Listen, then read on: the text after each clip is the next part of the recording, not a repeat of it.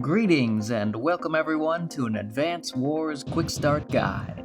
With the upcoming release of Advance Wars Reboot Camp on the Nintendo Switch, I wanted to create a resource for new players or returning fans to familiarize themselves with this wonderful franchise. Since I couldn't find anything like it myself to share with friends, I thought I'll do it myself.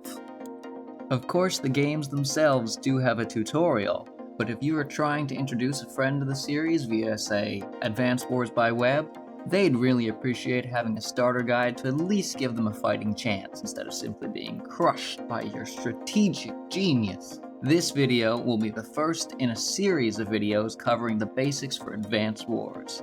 Today, we'll get you started by covering an overview of how the game itself and the many different units inside it function. What is Advance Wars, you may ask? Advance Wars is a turn-based strategy game where players step into the role of a military commanding officer, referred to as a CO, to battle to complete a mission objective, usually centered around capturing properties or defeating an opposing army. And with a multitude of different COs with unique abilities and nigh limitless map potential thanks to player-created maps, no two matches are quite the same. The best comparison for understanding how Advance Wars plays is to look at its sister series Fire Emblem, since on the ground, their battle styles are similar. However, if you aren't familiar with Fire Emblem, you'll want to imagine a game like chess, checkers, or Stratego for a basic impression. Like there, players take turns competing on a tile-based map to accomplish their goals. Let's move on to the units that will compose your armies. Knowing what they can do is critical to planning and reacting on the battlefield. Up first, these two units are the cheapest in the game, and also the two easiest to take out. However, despite that, they are also the two most valuable units in your army.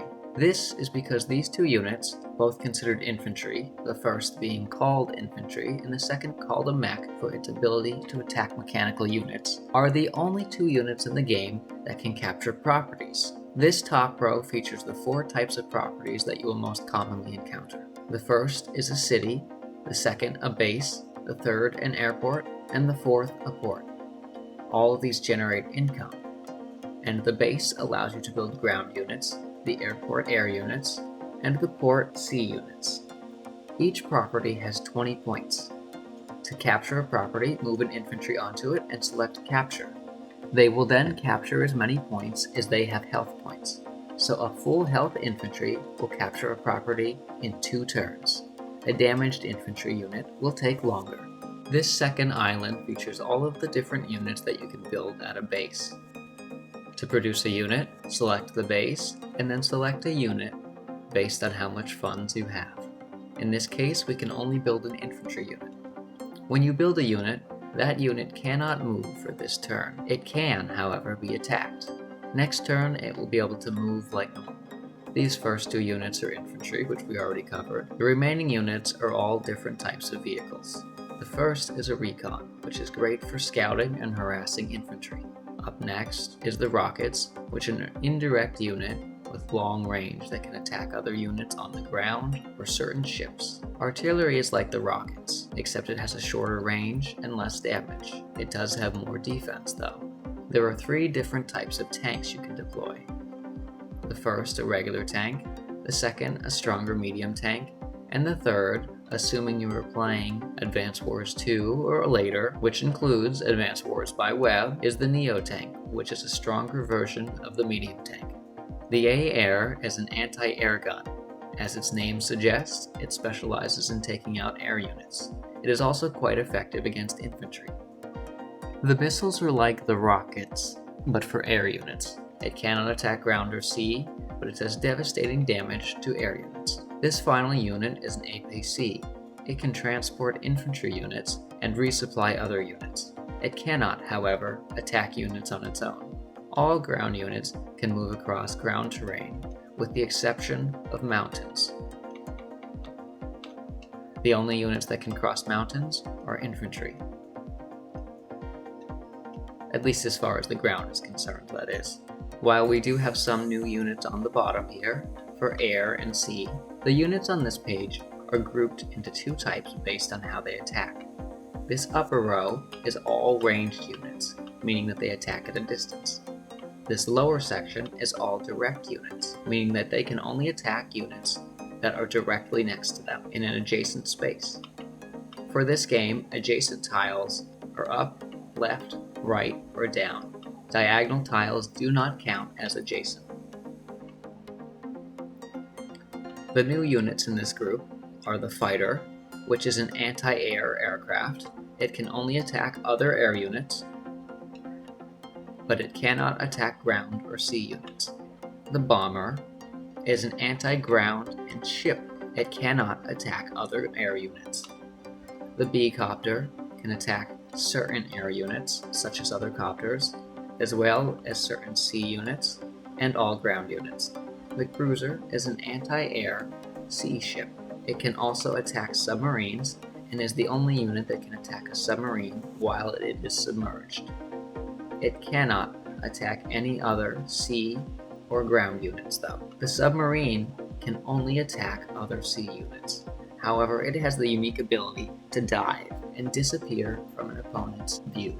It is important to know whether a unit is ranged or direct, not just so that you can use the unit to its best potential, but also because certain commanders that lead your armies gain benefits based on what unit they used. Andy, who is one of your default commanders, gains no bonuses on any of his units. Max, however, gains a bonus firepower to direct units at the cost of a decrease in firepower to indirect units. He also has less range with his indirect units. Indirect units cannot move and attack on the same turn. They must be positioned first, and then, if they are in range of a unit, they can attack.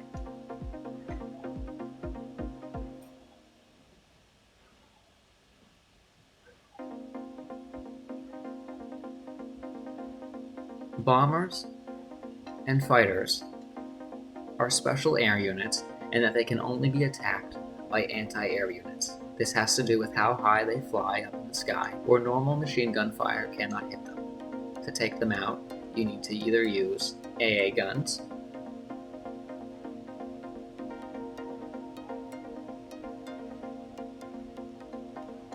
or more fighters.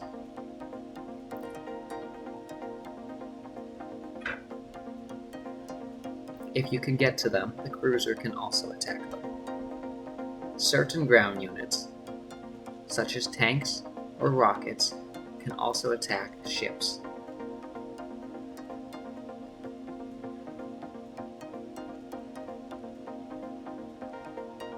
Other ground units, such as our infantry or this recon, cannot. This is a battleship, the final ranged unit. It has high range, but since it is a ship, it cannot move across ground tiles. This limits how we can position it.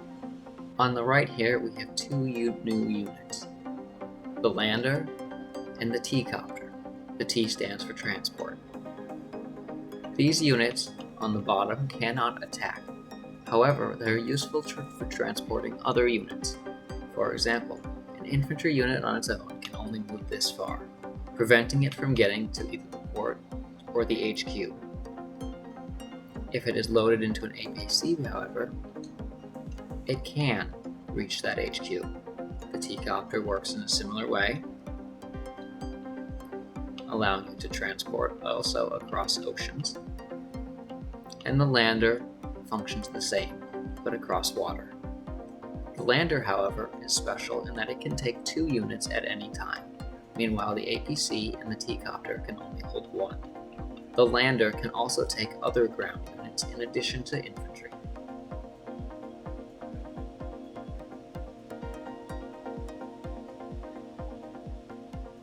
An enemy HQ is another type of property. You can think of it like the king in chess. If you capture an HQ, you automatically win the game.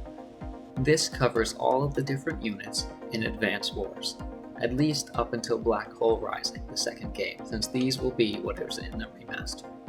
For making it this far, here is a bonus tip. The cruiser unit, while not considered a transport, it can actually transport 2 different copter units. This is often overlooked in battle. Additionally, When it is transporting these units, it also refuels them.